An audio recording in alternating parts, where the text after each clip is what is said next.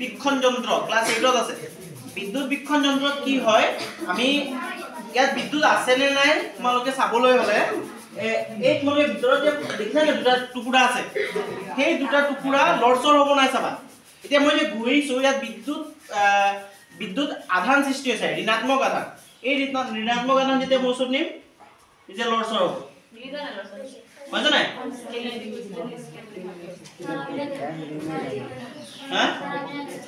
ৰবা মই উঠাই লৈছো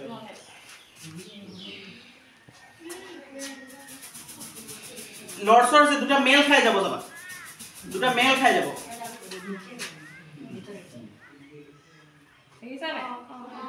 মেল খাইছে নাই মেল খাইছে মানে কি ইয়াত আধান সৃষ্টি হৈছে আধান দুই প্ৰকাৰৰ আছিল ঋণাত্মক আধান আৰু ধনাত্মক আধান যেতিয়া আমি ঘহু কিবা এটা বস্তু এই বেলুনটো ঋণাত্মক আধান সৃষ্টি হৈছে আৰু যেহেতু একে জাতীয় আধান হৈছে দুয়োটা এই আধান কিটা ইয়াৰ মাজেৰে গৈ এলুমিনিয়াম ফয়েলটো তাত পাইছে ঠিক আছে একে জাতীয় আধান হলে কি হয় ইহঁতৰ বিকৰ্ষণ হয় বিকৰ্ষণ হোৱাৰ কাৰণে কি হৈছে দুয়োটা কি হৈছে বেলেগ হৈ গৈছে যদি একে জাতীয় হলহেঁতেন কি হলহেঁতেন